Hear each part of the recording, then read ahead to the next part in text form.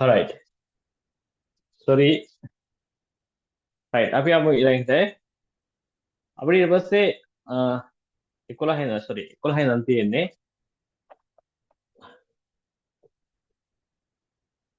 හරි. අංක 11 සිට 15 තෙක් අසර ඇති එක් එක් ප්‍රශ්නයට ගැලපෙන පිළිතුර දී ඇති වර්ණ අතරින් තෝරා එහි නිවැරදි අංකයේ ප්‍රශ්න ඉදිරියේ දී ඇති උත්තර මත ලියන්න. හරි. right. අපිට කියනවා එක්තරා මුදලකින් ලිපිකරුවෙකුගේ මාසික වැටුපක් ගෙවිය හැකි අතර මුරකරුවෙකුට නම් එක සමාන මාස එකමාරක වැටුපක් ගෙවිය හැකිය. එසේනම් එම මුදලින් මේ දෙදෙනාගේම වැටුප් සමාන දින ගණනකට ගෙවන්නේ නම් දින කීයකට දෙදෙනාට වැටුප් ගෙවිය හැකිද? හරි. මෙන්න මේ වගේ ප්‍රශ්න අහලා තියෙනවා විභාගවල. මම මේකට ඉතාමත් ලේසි ක්‍රමයක් කියද්දා මේක ඉතාමත් කෙටි ක්‍රමයක් තියෙනවා. මෙන්න මේ වගේ ගණන්. මොකද්ද? අපිට කියනවා යම් කිසි මොකක් හරි මුදලක් තියෙනවා. එයාට මෙයාට ගෙවනවා නම් මෙච්චරයි, මෙයාට ගෙවනවා නම් මෙච්චර ගාණක් ගන්න පුළුවන්. අපෙන් කියනවා මේ ගාණම භාවිතා කරලා දෙන්නටම ගෙවනවා නම් කොච්චර දවස්වලට ගෙවන්න පුළුවන්ද කියලා අපෙන් අහනවා. මේක නිකන් හරියට වරට මතකද? දැන් මේ ගාණ කියන්නේ මොකද්ද? දැන් එක්තරා මුදලක් තියෙනවා. right? money අපි මේ කියන්නේ මුදල් money. හරි? එක්තරා මුදලකින් ලිපිකරුවෙකුට මාස එක වැටුපක් ගෙවෙන්නේ. එහෙනම් අපි මෙයා x කියලා. මේ x කියන ලිපිකරුවට මම ලිපිකරු කොච්චර ගෙවන්න පුළුවන්ද? කාලය මාසයක් අපි ඕනනම් දින වලින් ගමු දවස් 30ක්. මෙයාට දවස් 30ක වැටුප ගෙවන්න පුළුවන්. හරි? වැටුප ගෙවන්න පුළුවන්. දෙවෙනියට ඒ වැටුපම තමයි තියෙන්නේ. හැබැයි දැන් ඉන්නේ y කියලා එක්කෙනෙක්. කවුද මෙයා? මුරකරු. මුදල වෙනස් වුණේ නැහැ. දැන් ඉන්නේ ඉස්සලා ලිපිකරු හිටියා. එයාට දවස් 30ක් ගෙවන්න පුළුවන්. දැන් ඉන්නවා එම් මුදලම තමයි. දැන් ඉන්නේ මුරකරු. හැබැයි මේ මුරකරුට ගෙවනවා නම් මුරකරුවෙක් නම් මාස එකමාරක වැටුපක් ගෙවිය හැකියි. එහෙනම් මෙයාගේ කාලය මොකද්ද? මෙයා මෙතන T1, මෙයා T2 කියලා ගත්තොත් මෙයාට මාස 1.5ක ගෙවන්න පුළුවන්. ඒ කියන්නේ දින ගත්තොත් මාසයක් කියන සාමාන්‍ය දවස් 30ක්, එකමාරක් කියන දවස් 45ක ගෙවන්න පුළුවන්. ඊට පස්සේ අපෙන් අහනවා මේ කියන්නේ ලිපිකාරයෙක් නම් දවස් 30ක් වැටුප් ගෙවන්න පුළුවන්. මුරකාරයෙක් නම් දවස් 45ක් ගෙවන්න පුළුවන්. ඊට පස්සේ අපෙන් අහනවා මෙම මුදලම භාවිතා කරලා. එහෙනම් වෙන මුදලක් නෙමෙයි මෙම මුදල. මෙතන ලක්ෂයක් නම් මෙතන ලක්ෂයයි. මේ ලක්ෂයම තමයි ආයෙත් පාවිච්චි කරන්න කියන්නේ. මෙම මුදලම් භාවිතා කරලා අපිට මොකද කියන්නේ?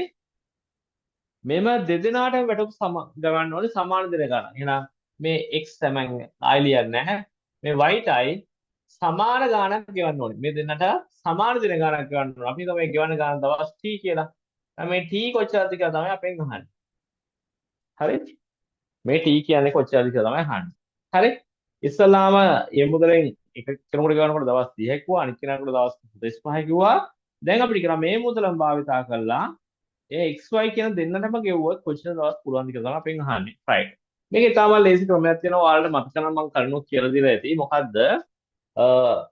කාර්ය ශ්‍රම දින ආශ්‍රිත ගැටලු වලදී යම් කිසි වැඩක් තියෙනවා. ඒ වැඩේ X කියන පුද්ගලයා කරනකොට T කාලයක් ගත වෙනවා. නැත්නම් අපි ගමු T1 කාලයක් ගත වෙනවා නම් නැවත එම වැඩේම තමයි දැන් හැබැයි කරන්නේ W කියන වැඩේ එකම වැඩේ. මෙයා W මෙයාට දැන් මෙතන පිටණියක් අතු ගන්නවා නම් මේක පිටණියක් අතු ගන්නවා. හැබැයි දැන් කරන්නේ Y නම් දැන් ගත වෙන කාලේ T2 නම් එම වැඩේ වෙනස් වෙන්න බෑ. මේ දෙන්නම එකතු වුණොත් x ධන y මේ දෙන්නම එකතු වුණොත් ගත වෙන කාලය t කියලා ගත්තොත් මම ඔයාලට කියලා දෙනවා තියෙන කෙටි ක්‍රමයක් මේ t සමානයි. මේ තියෙන්නේ x තනියම වැඩක් කරනකොට t1 කාලයක්. මෙයා තනියම වැඩක් කරනකොට t2 කාලයක්. මේ දෙන්නම එකතු වෙලා මේ වැඩේ කරනකොට ගත වෙන කාලය t නම් මම ඔයාලට කියලා දෙනවා t සමානයි මොකද්ද? මේ තනි කාල දෙකේ ගුණිතය. හරි? හරි. මම මේක කියලා දෙයක් තියෙන්නේ මේ තනි කාල දෙකේ ගුණිතය. එහෙම නැත්නම් මට මතක විදිහට මේක කියලා දෙන්න කමක් නැහැ. කොහොම යන්කෝ මේ දෙකේ ගුණිතය ගන්න උඩට. හරි? මොකද්ද? T1 වැඩි කිරීම T2 මේ දෙක වැඩි කරලා මේ දෙකේ එකතුවෙන් බෙදන නම් T1 ධන T2 වලින් බෙදන. මේක තමයි කෙටි ක්‍රමය. මොකද්ද? W කියන වැඩේ x තනියම කරනවා නම් T1 කාලයක්ද? එම වැඩේම y කියන ක්‍රියාවක් කරනවා නම් තනියම කරනවා නම් T2 කාලයක් යනවා නම් මේ දෙන්නම එකතු වෙලා ඒ වැඩේ කරොත් ගත වෙන කාලය සමානයි. තනි තනි කාලයන්ගේ ගුණිතය වැඩි කිරීම බෙදන්න ඕනි ඒ කාල දෙකේ එකතුවේ. ඒතර ඔය කතාවම තමයි අරකෙත් දාන්න තියෙන්නේ. M කියන මුදල X ලිපිකාරයාට මාස එකක් දෙන්න පුළුවන් නම් Y මුරකාරයාට ඒ මුදලින්ම මාස එකමාරක් දෙන්න පුළුවන් නම් දෙන්නටම එකවර ගෙවනකොට දෙන්න පුළුවන් කාලය T කියලා ගත්තොත් T සමානයි මොකද්ද? තනි තනියෙන් දෙන්න පුළුවන් කාල දෙකේ ගුණිතය. එහෙනම් මේ දවස් වලින් ගන්නා දින 30 වැඩි කිරීම දවස් 45 බෙදනවා මේ දෙක එකතුවෙන් 30 ධන 45. මම මේක ආයෙ ලියා ගන්නවා 30 වැඩි කිරීම 45 බෙදීම 30යි 45යි අතුරුම කියන තමයි 75යි. right? එහෙනම් මේක තදිට සුළු කරගමු. 15 බෙදමුකෝ 15 පුළුවන්ද බෑ වගේනේ. පුළුවන්. 15 වරක් 4 60යි 15 වරක් 5 75යි. 45ට 15 ඒවා 3යි. 5ට 5 ඒවා 1යි 30ට 5 ඒවා 6යි. එහෙනම් ඉතුරු වෙන්නේ 6 වරක් 3. එහෙනම් 6 වරක් 3. 6 වරක් 3 18. එහෙනම් මේ දෙන්නට මේකවර පඩි ගෙවනවා නම් දින 18යි ගෙවන්න පුළුවන්. එහෙනම් මේ දෙන්නටම පඩි ගෙවනවා නම් දින 18යි ගෙවන්න පුළුවන්. එහෙනම් ඕක තමයි ළමයි කෙටි ක්‍රමය.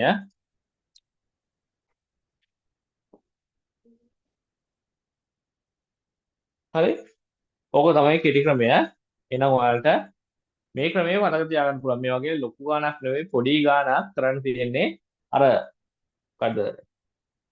ශ්‍රම දිනාශ්‍රිත කෙටි ක්‍රමය. එහෙම නැත්නම් මේක වෙනා ටැංකියකට ජලය පිරීමේ සම්බන්ධ කෙටි ක්‍රමයක් ඕකම තමයිනේ. නම් මේ ඔක්කොම එක සමානව යන වැඩනේ. right. එහෙනම් ඔන්න ඔය විදිහට අපිට කෙටි ක්‍රමය භාවිතා කරලා අපිට මේක පහසුවෙන් විසඳ ගන්න පුළුවන්. right. අපි යමු ඊළඟ එකට.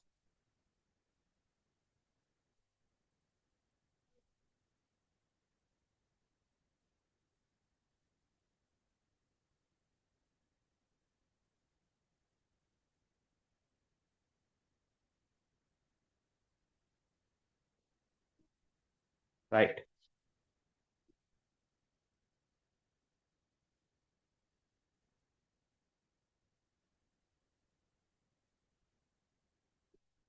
එහෙනම් 11ට උත්තරේ අපි 18 කියලා ලියනවා. 18 කියන්නේ දෙවෙනි උත්තරේ. 11ට උත්තරේ 2 වෙනවා. හරි? මේක කෙටි ක්‍රමයක් වලට මතක තියාගන්න ලොකු දෙයක් නෑනේ. මේක අපි මිනිස් ශ්‍රම දිනාශ්‍රිත ගැටලුවේදී මතක තියාගෙන ඉන්න එකක්. ඒ නිසා මේක වලට බය නැතුව මේකටත් දාන්න පුළුවන් කියන එක විතරයි මතක තියාගන්න තියෙන්නේ. හරි? right.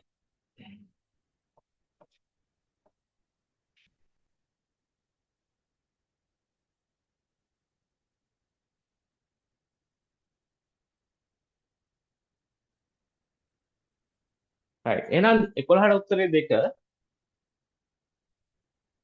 12 වෙනි එක ගොවිපලක සිටින කුකුලන් හා එළුවන්ගේ ඇස් සංඛ්‍යාව එකතුව 68කි. ඔවුන්ගේ පාද සංඛ්‍යාව ගණන් කළ විට පාද සංඛ්‍යාව 102ක් විය. මේ අතර සිටි හරකුන් දෙදෙනෙකුගේ පාද එක බැගින් නොමැතිව තිබුණේ නම් ගොවිපලේ සිට හරකුන් ගන්න කීයද? හරි? මේක තමයි ලේසි ගානක්. හරකුන් සහ කුකුලන් ඉන්නවා. හරි?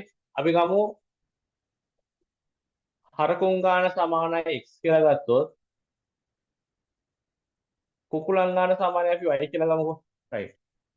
අපිට කියනවා ගොවිපලේ සිටින හරකුන් හා කුකුලන් හා හරකුන්ගේ ඇස් සංඛ්‍යාව එකතු 68කි. එහෙනම් හරකෙක්ට ඇස් දෙකක් තියෙනවානේ. එහෙනම් හරකෙකුට ඇස් දෙකයි. එහෙනම් 2x ධන කුකුලෙක්ටත් ඇස් දෙකයි. එහෙනම් 2y. එහෙනම් මේ දෙකම 2 2යි. හරකෙකුට ඇස් දෙකයි කුකුලෙකුට ඇස් දෙකයි. එහෙනම් 2x ධන 2y සමානයි කියන 68යි. ඔන්න එක සමීකරණ. ඊට පස්සේ කියනවා ඔවුන්ගේ පාද සංඛ්‍යාව ගණන් කළ විට පාද සංඛ්‍යාව 102ක් වේ. හරකෙකුට කකුල් 4ක් තියෙනවා. එහෙනම් මේ වගේ 4 ගුණයක් 4x ඝන කුකුලෙක්ට පාද දෙකක් තියෙනවා 2y සමානයි 102ලු. හැබැයි අපිට කියනවා ඊට පස්සේ ඒ අතර සිටි හරකුන් දෙදෙනෙකුගේ පාද එක බැගින් නොමැතිව තිබුණේ නම් ගොවිපලේ සිටින හරකුන් ගන්න කිය. දැන් අනිත් හැම හරකටම කකුල් 4 ගන්න තියෙනකොට දෙන්නෙකුට එක කකුල ගන්න නැහැ. එහෙනම් දෙන්නෙක් ඉන්නවා කකුල් 3 ගානේ. දැන් අපි සාමාන්‍ය මේ සමගාමී සමීකරණයක් විතර මේවා විසඳනකොට අපි සාමාන්‍ය සමාන විදිහට හදාගන්න බෑ. දැන් හරක් දෙන්නෙක්ගේ කකුල් දෙක ගානේ එක ගානේ අඩුයි කිව්වහම මේ කියන්නේ මොකද්ද? ඒ අතර සිටි හරකුන් දෙදෙනෙකුගේ පාද එක බැගින් නොමැතිව තිබෙනවා. එහෙනම් එක ගානේ තමයි නැත්තේ දෙන්නෙකුට. එහෙනම් ඇත්තටම දැන් අපි මෙතන 4 ගානේ හරක් x ගානක් ඉන්නවා. එකෙකුට කකුල් 4යි කියලා තමයි 4x කියලා ගත්තේ. හැබැයි ඇත්තටම දෙන්නෙක්ට කකුල් දෙකක් අඩුයිනේ. දැන් ළමයි මේ වගේ ගණන් වලදී අපි මේ අඩු තියාගෙන ගණන් හදන්න බෑ. මේ අඩුපාඩු තියාගෙන ගණන් හදන්න බෑ. එහෙනම් අපි මේ අඩු වෙච්ච කකුල් දෙක මේ දෙනාට දීලා තමයි ගණන් හදන්න ඕනේ. එහෙනම් මේ 102 ආවේ අර කකුල් දෙකක් අඩුව තිබෙදි ගණන් කරපුවාම. එහෙනම් අපි හිතනවා නෑ ඒ හරක් දෙන්න සාමාන්‍ය හරක් කරන්න ඕනේ. නැත්නම් අපිට මේ ගණන් හදන්න බෑනේ. හරි. ඇත්තටම කකුල් දෙකක් අඩු වෙලා තියෙනවා. ඒක අපිට ප්‍රශ්න නෑ. ඒ හැබැයි ගණන් කරලා තියෙන්නේ මේකෙන්. ඒ නිසා තමයි 102ක් වෙලා තියෙන්නේ. උන් දෙන්නට සාමාන්‍ය විදිහටම කකුල් අපි විතර ගත්තේ 4න් වැඩි කරලා. හැම හරකටම 4න් වැඩි. එහෙනම් උන් දෙන්නගේ කකුල් දෙකක් ඇත්තටම අඩුයි. එහෙනම් ඒ අඩු වෙච්ච කකුල් දෙකෙන් තමයි මේ 102 ඇවිල්ලා තියෙන්නේ. එහෙනම් අපි මේ සූත්‍රය වැරදියයි. අපි මේ ගත්තේ සාමාන්‍ය හරක් ගානක් කියනවා. එහෙනම් ඇත්තටම මෙතන දෙකක් අඩුවෙන් ඉන්නේ. ඇයි? මේ තියෙන ඇත්තටම ගණන් කරපු ගාන. එහෙනම් ඒ අඩු වෙලා තියෙන කකුල් දෙක අපි එකතු කරලා දෙන්න ඕනේ මේකටයි. මේ අර කකුල් අඩු හරක් එක්ක මේක හදන්න බෑ. මොකද අපි මෙතන හරන් තියෙන්නේ හැම කකුල් අඩු හැම හරකටම කකුල් 4යි කියලා. එහෙනම් මෙහෙම තමයි ගන්න. එහෙනම් මේක අපි හදාගත්ත අර අඩු වෙච්ච කකුල් දෙක මේ දෙන්නට දාලා දුන්නා. 4x තන 2y සමානයි. එහෙනම් කීයද? 104යි. දැන් හරි. දැන් වැඩේ හරි. එහෙනම් අපෙන් අහන්නේ මොකද්ද? ගොවිපලේ සිට හරකුන් ගන්න. හරකුන් කියන්නේ x ගන්න. එහෙනම් අපි x ගන්න හොයාගත්තා නම් හරි. දැන් සමීකරණ දෙකක් තියෙනවා. 2x 2y සමානයි 68යි පළවෙනි එක. 4x 2y සමානයි 104යි. දැන් මෙතන තියෙනවා 4x මෙතන 2x. මෙතන වැඩිනේ. මෙතන 2y මෙතන 2y. එහෙනම් මේකෙන් මේක අඩු කරා නම් මේ 2y වලට මේ 2y කැපිලා ගිහින් මෙතන ඉතුරු වෙන්නේ x විතරයි. එහෙනම් මං කියන්නේ දෙවෙනි සමීකරණයෙන් අඩු කරනවා පළවෙනි සමීකරණය. මොකද වෙන්නේ? දෙවෙනි සමීකරණේ මේ පැත්තේ තියෙන ටික. මොකද්ද? 4x 2y අඩු වෙනවා. පළවෙනි සමීකරණේ මේ පැත්තේ තියෙන ටික.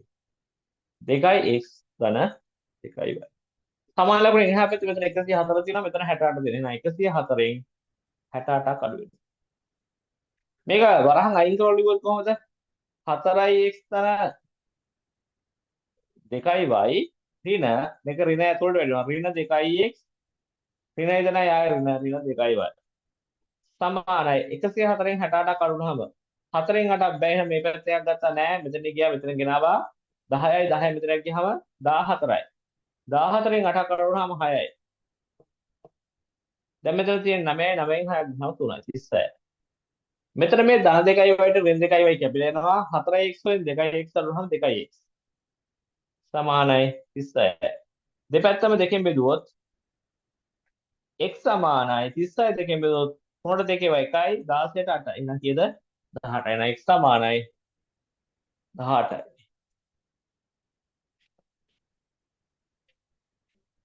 එහෙනම් ගොවිපලේ සිට හරකුන් ගන්න සමානයි කියන ළමයි 18යි.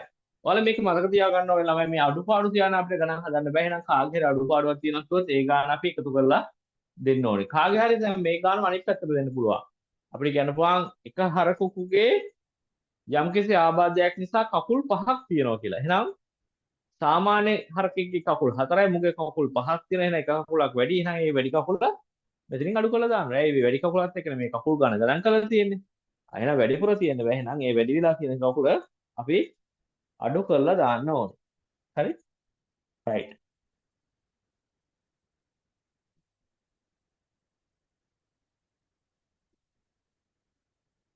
right. අපි එහෙනම් යමු ඊළඟ එකට. හරි?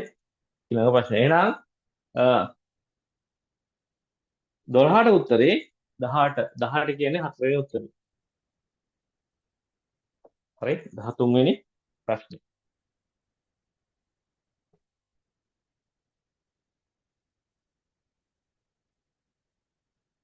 right.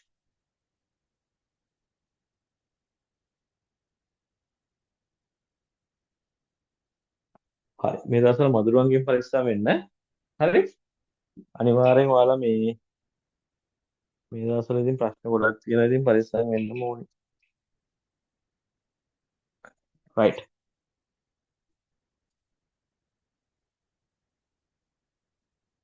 හරි. මම බැලුවේ මේ වේපරයිසර් එකක් එහෙම වැඩ කරනවද කියලා වැඩ කරලා වගේ. හරි. මధుරෝ ඉන්නවා. right. අපි ඊළඟ ගන්නට 14 13 නේ.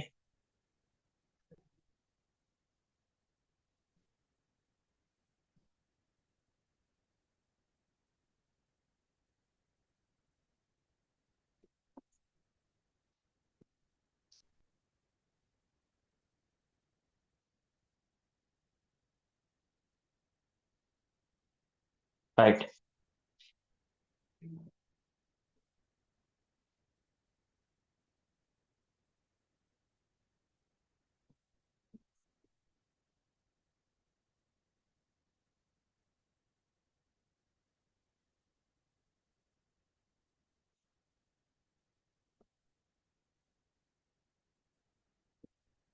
තුන පහ හත අට හය යන සංඛ්‍යා පුනරාවර්තනය නොවේ නම් පුනරාවර්තනය නොවෙනවා කියන්නේ එකම සංඛ්‍යාව නැවත නැවත යෙදෙනවා කියන්නේ හත හත හත හත ඒ වගේ එකම පාරක් එක විදිහට සංඛ්‍යාව යෙදෙනවා නොවේ නම් එම සංඛ්‍යා සියල්ල යොදා ගැනීමෙන් ඉතිරි නැතුව දෙකෙන් බෙදිය හැකි එකිනෙකට වෙනස් ඉලක්කම් පහකින් යුත් සංඛ්‍යා කීයක් තිබිය හැකිද? right. අපිට කියනවා ළමයි 3 5 7 8 6. මෙතන අතරම සංඛ්‍යා පහයි තියෙන්නේ. අපිට සංඛ්‍යාවක් හදන්න කියනවා ඒකත් ඉලක්කම් පහකින් යුත් සංඛ්‍යාවක්. 1යි 2යි 3යි 4යි 5යි. right. ඉලක්කම් පහකින් යුත් සංඛ්‍යාවක්. හැබැයි අපි කියනවා ඒ සංඛ්‍යාව යොදාගත්තාම ඉතිරි නැතුව දෙකෙන් බෙදන්න පුළුවන් සංඛ්‍යාව තමයි හදන්න ඕනේ. දෙකෙන් බෙදෙනවා නම් මොකද්ද වෙන්න ඕනේ ළමයි අවශ්‍යතාවය?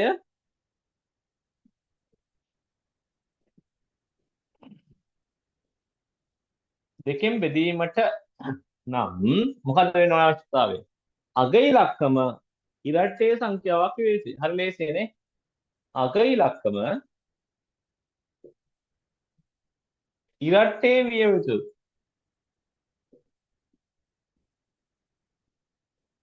ඉතිරි නැතුව බෙදෙන. හරි? දෙකෙන් ඉතිරි නැතුව බෙදීමට.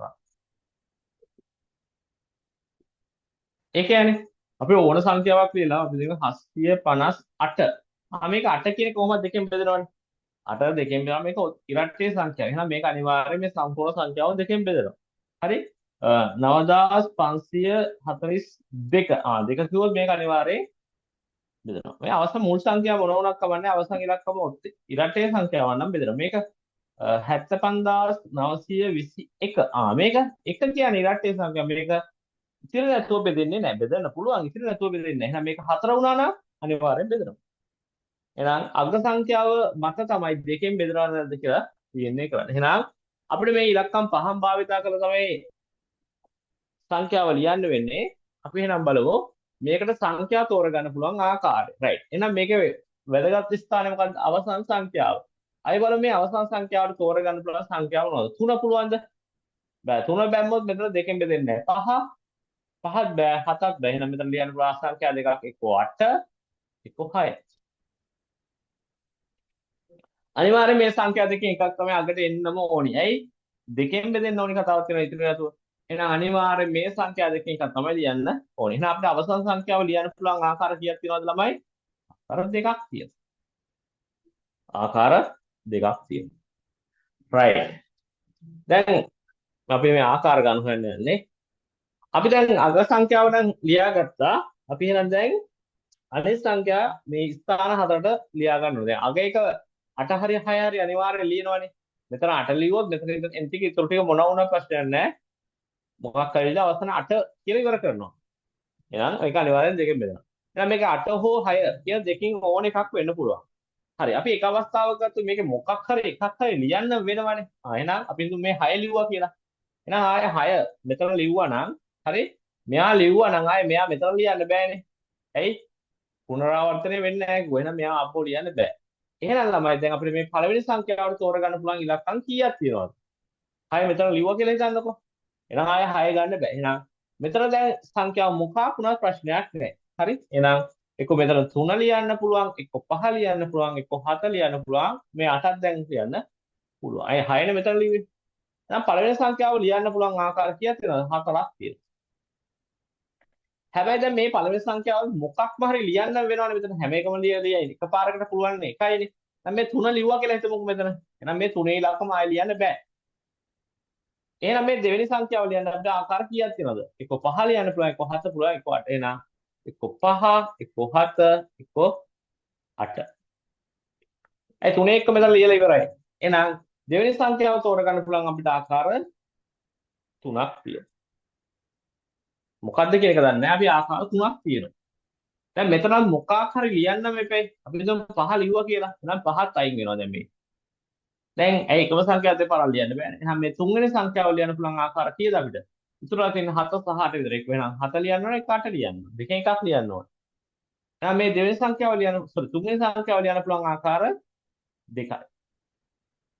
මේකෙන් මොකක් හරි අපිට ලියන්න වෙනවනේ. අපි හිතමු 7 ලිව්වා කියලා. එහෙනම් ඉතුරු වෙන්නේ 8 විතරයි. එහෙනම් හතරවෙනි සංඛ්‍යාවට අපිට ලියන්න පුළුවන් එක සංඛ්‍යාව 8 විතරයි තියෙන්නේ. එහෙනම් හතරේ ඉලක්කම තෝරන්න පුළුවන් ආකාර එකයි. හරි? එහෙනම් මේ තියෙන ලියන්න පුළුවන් ආකාර ගන්න මේ විදිහට අරගෙන මේ ටිකේ ගුණිතය ගන්න. කීයක් එනවද?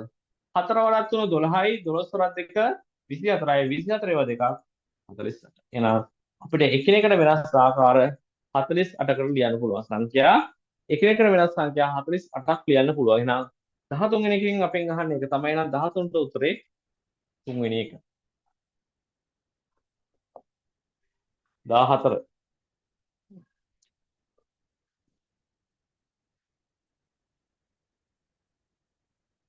හරි? අපි මේ වගේ ගණන් කලිනුත් හදලා තියෙනවා. හරි? මේක අමාරු ගණන් නෙවෙයි. මේක සංකරණාසිත ගැටලුවක්. හැබැයි අපි එහෙමම අවශ්‍ය නැහැ යන්න. මේක නිකම්ම තර්ක කරගෙන අපිට උත්තර ටික හොයාගන්න පුළුවන්. හරි? right.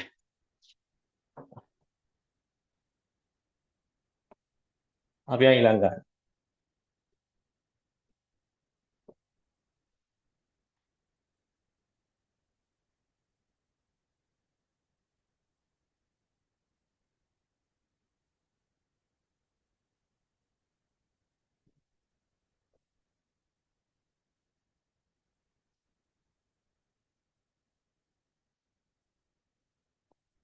දාහතර. අමර ඊසාවන් දිශාවට 5 කිලෝමීටර් 5 මීටර ගමන් කොට ඔහුගේ දකුණු අත දෙසට හැරී 5 මීටර ගමන් කොට ඔහුගේ වම් අත දෙසට හැරී 5 මීටර ගමන් කොට ඔහුගේ දකුණු අත දෙසට අංශක 45ක් හැරී ගමන් කරයි. ඔහු දැන් ගමන් කරමින් සිටින්නේ කුමන දිශාවටද? හරි. අපිට කියන මේ දිශාවාසිත ගැටලුව මේක ඉතාමත් ලේසි එකක්. මේකේදී ඔයාලා කරන්න තියෙන්නේ මේ කියන කතාවට අනුව මෙයාලා යන්නේ කොහෙද කියලා ඔයාලා බලන්න. හරි? අපි සාමාන්‍යයෙන් දිශාව උතුරු දිශාව ගන්න උඩට හරි? උඩට උතුර ගන්නවා. එහෙනම් මෙහෙට උතුරනේ සාමාන්‍යයෙන් අපි ගන්න. right. අපි එනම් ඔය මතේ තියාගෙන මේක ඇඳලා බලමු. අමර ඊශාන දිශාවට. හරි? right. අපි ඉතින් පටන් ගමු. අමර ඊශාන උතුර මෙහෙට නැගෙනහිර ඊශාන කියන්නේ මේ පැත්තටනේ. එහෙනම් ඊශාන දිශාවට මෙන්න මේ පැත්තට 5 මීටර ගමන් කොට. හරි. එහෙනම් මෙයා මෙහෙම යනවා. මෙහෙම යනවා. මම යන්නේ එහෙම යනවා. එහෙනම් මේ පැත්ත දකුණු අත මේ පැත්ත වම් අත. එහෙනම් මෙයාගේ දකුණු අත කියන්නේ මේ පැත්ත. මම කියන්නේ මේක. right? ගමන් කොට ඔහුගේ දකුණු අත දෙසට හැරී 5 මීටර ගමන් කොට. දැන් මෙහා අපිට මේ 5 මීටර ආවා කියලා. දකුණු අත කියන්නේ දැන් මම මෙහෙම යනකොට ළමයි මම මේ පැත්තට තමයි දකුණු අත කියන්නේ මේක. එහෙනම් කෙලින්ම මම යන්නේ මෙහෙට මේ අතට. එහෙනම් අංශක මම කොච්චරද? 90ක් හැරෙන්න ඕනේ. එහෙනම් 90ක් හැරෙන්න ඕනේ. එහෙනම් මෙයා කෙලින්ම අංශක 90ක් හැරෙනවා.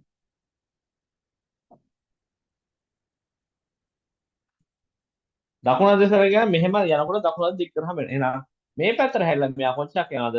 නැවත 5 මීටර යනවා. මෙහෙම යනවා. හරි?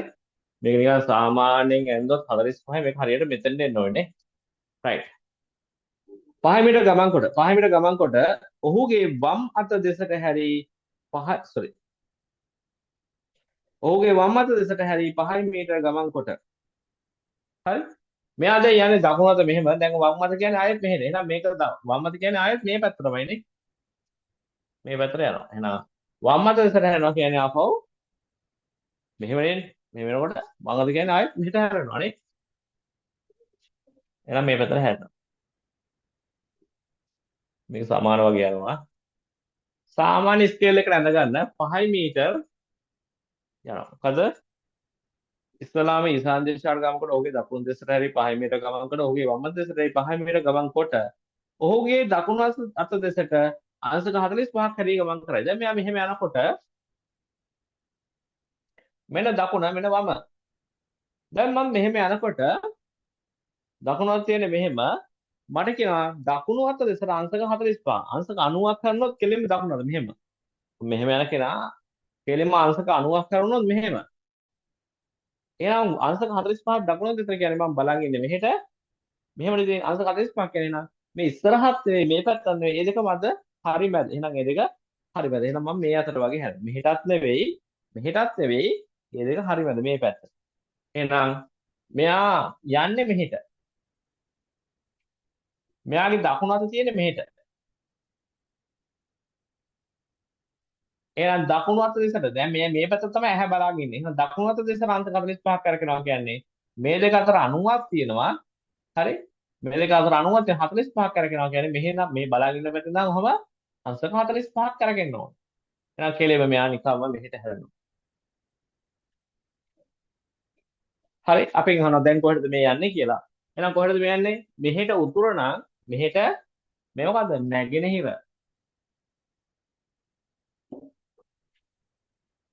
නැගෙන කියලා. එහෙනම් මෙයා යන්නේ කොහෙටද තමයි? නැගෙනහිර තමයි මේ යන්නේ. හරි? එහෙනම් උත්තරේ 14ට 2. 15 right 15.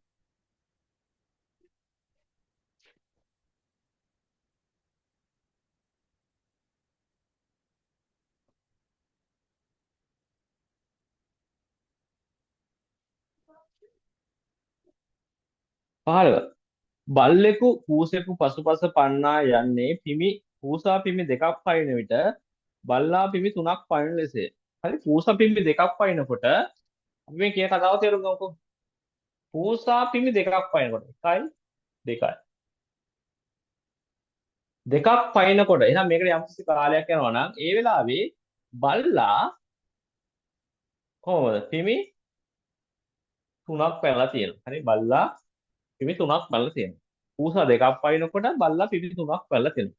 එකම කාලය අපි දන්නේ කාලය මොකද්ද කියලා අපි නිකන් හිතමු මෙයා T කියලා. එහෙනම් මෙතනත් Tම තමයි. එකම කාලයේදී මේ පූසා දෙකක් පයින්නකොට අරු 3ක් පැනලා තියෙනවා. ඊට පස්සේ කියනවා අපිට පූසාගේ එක පිම්මක් අඩි 3ක් වන අතර පූසාගේ එක පිම්මක් අඩි 3යි. මෙතන 3යි අඩි ෆීට් මෙතන ආයේ 3යි අඩි. එහෙනම් අඩි 6ක් තමයි මෙයා පැනලා තියෙන්නේ. අඩි 6ක් පැනලා තියෙනවා. පූසාගේ එක පිම්මක් අඩි 3ක් වන අතර බල්ලාගේ එක පිම්මක් අඩි 4ක් අම්මුගේ අඩි 4යි.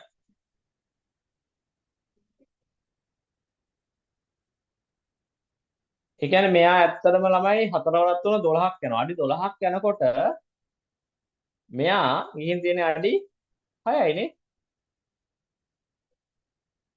3යි 3යි 6යි 4ක් 3 6යි 12යි. එහෙනම් මෙයා අඩි 6ක් යනකොට අරයා ගිහින් තියෙන්නේ අඩි 12යි.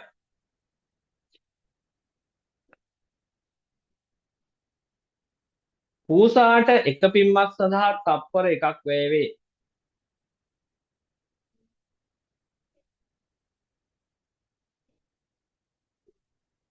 හරි. අපිට කියනවා පූසාට එක පිම්මක් සඳහා තප්පර එකයි. එහෙනම් මේකකට තප්පර එකයි. මේකට තප්පර එකයි. එහෙනම් ඔක්කොම ගිහින් තියෙන කිය තප්පර දෙකයි. එහෙනම් මේ තප්පර දෙකේ තමයි මෙයා මේ පිමි දෙක පයින්නේ. එහෙනම් ඒ කාලේ තිබුණේ මෙයත් මේ පිමි ටික බයින. එහෙනම් මෙයාට ගත වෙච්ච කාලේ තප්පර 2යි තමයි. හරි. මෙයාට ගත වෙච්ච කාලේ තප්පර 2යි තමයි. හරි.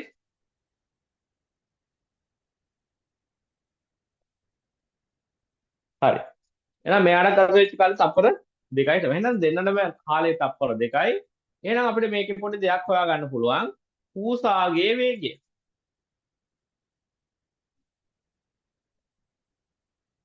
වේගය සමානයි දුර බෙදීම කාලය. දුර අඩි 6යි. අපි මේ දින එකක වලින්ම ගන්න. කාලය තප්පර 2යි. එහෙනම් 6 2 විලා 3යි. එහෙනම් මෙයාගේ වේගය තප්පරයට අඩි 3යි.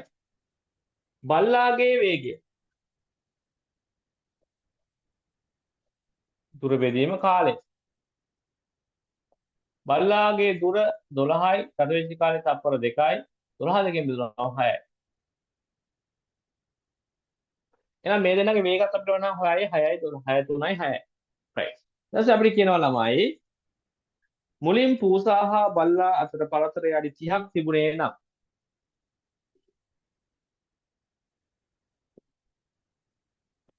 පූසා අපි ගමු බල්ලා මේ පැත්තට. බල්ලා පූසා මේ දෙන්න අතර පරතරය අඩි 30යිලු. හරි? තිබුණේ නම් බල්ලා විසින් පූසාව අල්ලා ගැනීමට ගත වන අවම කාලය කොහොමද? බල්ලාට පූසාව. එහෙනම් බල්ලා පූසා අරහෙට යනවා කියලා හිතමු. එහෙනම් පූසාගේ වේගය කීයද? තප්පරයට අඩි 3යි. බල්ලාගේ වේගය තප්පරයට අඩි 6යි. ඒ කියන්නේ අරයා 3ක් යනකොට මෙයා 6ක් යනවා කියන්නේ මෙයා කොච්චර වේගයෙන් ලං වෙනවද? එහෙනම් තප්පරයට. එහෙනම් අපි ගන්න ඕනේ පූසාට සාපේක්ෂව බල්ලාගේ වේගය.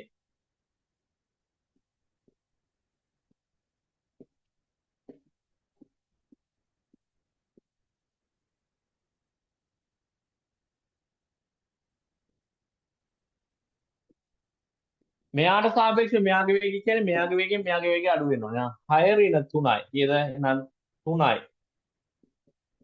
ඒ කියන්නේ මේ සාපේක්ෂ වේගය දන්නව නේද? සාපේක්ෂ වේගය දන්නවනේ. ඒ කියන්නේ අපි මේ මගේ අත මේක පූසා මෙයා බල්ලා නම් මේ පූසාවේ බල්ලා එකම වේගෙන් ගියොත් කවදාවත් මේ දෙනා හම්බෙනවද නැහැ. මූත් යන අපේ 60 කිලෝමීටර් 10ක වේගෙන් මෙයාත් යනවා. එහෙනම් කවදාවත් එකම වේගෙන් යන්නේ හම්බෙන්නේ නැහැ.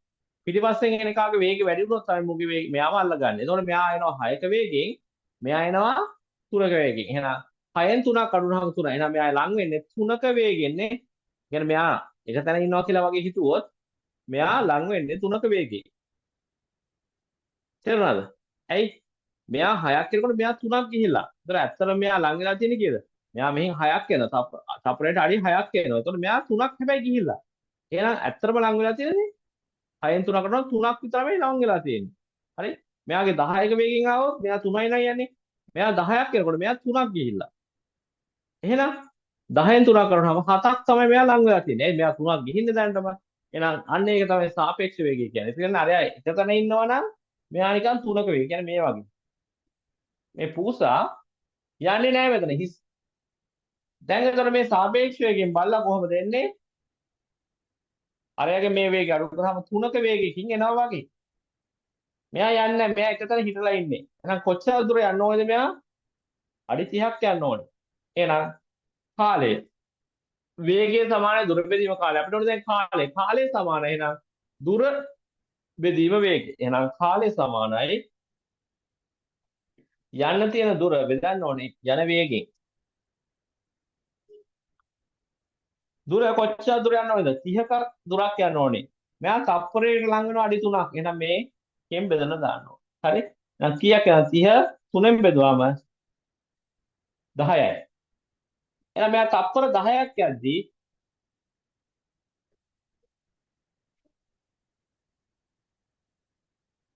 තප්පර 10ක් යද්දී බල්ලා පූසව අල්ල ගන්නවා. එහෙනම් තප්පර 10ක් යද්දී බල්ලා පූසව අල්ල ගන්නවා. හරිද බලන්නකෝ. මෙයා 10ක් තප්පර 10ක් යද්දී 6 තප්පරයට මෙයා අඩි 10ක් යනවා. එහෙනම් 6 වරක් 10 කීයද? 60යි. මෙයා අඩි 60ක් ගිහිල්ලා.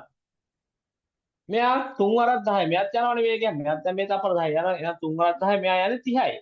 මෙයා මෙතෙන් ඉඳන් මෙතන 30ක් තියෙනවා. මෙතෙන් ඉඳන් තව 30ක් යනවා. එහෙනම් මෙයා යන්නේ සම්පූර්ණ මෙතන ඉඳන් ගත්තොත් 60යි මෙයාත් යනවා 60යි කියන දෙන්නම එකම දුරක් තමයි කියන්නේ. එහෙනම් එතනදී උසවල්ල ගන්නවා. තේරුණාද? මේ බල්ලගේ තැන ඉඳන් ගත්තොත් බල්ලා තප්පර 10කට 6 ගානේ. 6 වරක් 60ක් යනවා. එහෙනම් 60ක් යනවා.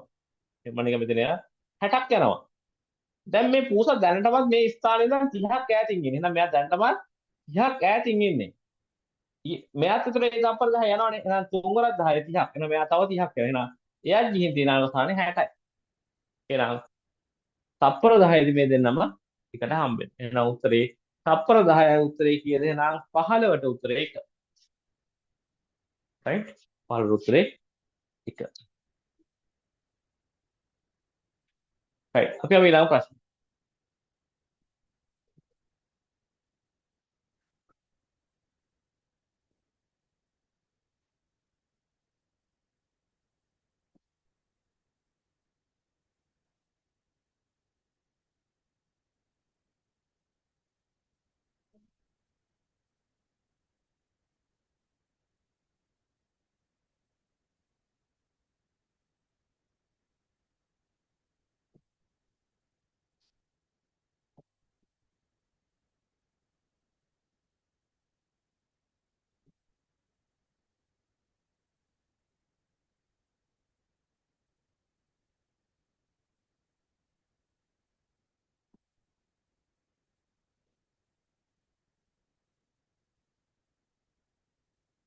රයිට්.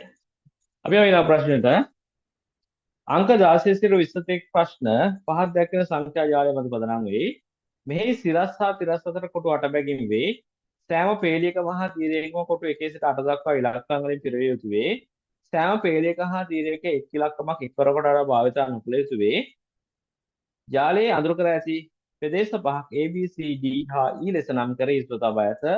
ඒවා තුල ඇති කොටු පුරවා දී ඇති ප්‍රශ්න වලට ගැලපෙන පිළිතුර තෝරා ඊට නිවැරදි කර්මයේ අංක ප්‍රශ්න ඉදිරියේ දී ඇති උත්තර මත ලියන්න. හරි. ඕක තමයි කියන්නේ. රයිට්. අය බලමු. මේක සිම්පල් එකක්. හරි. මම ටේබල් එක ගහ ගන්නම්. ඔයාලගේ වීඩියෝ එක කට් වුණොත් ආයි ජොයින් වෙන්න.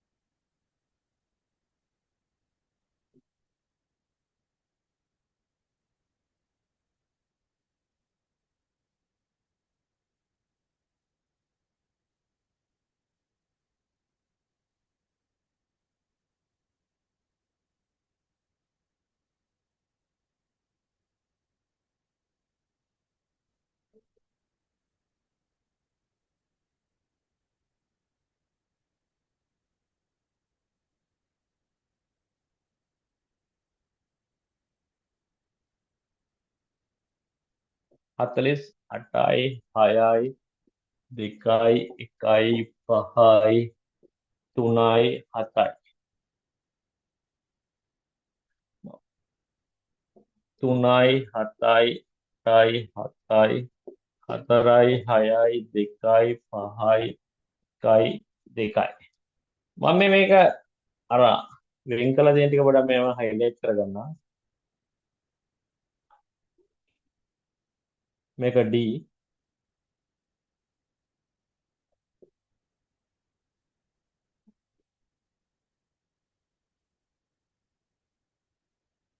මේක A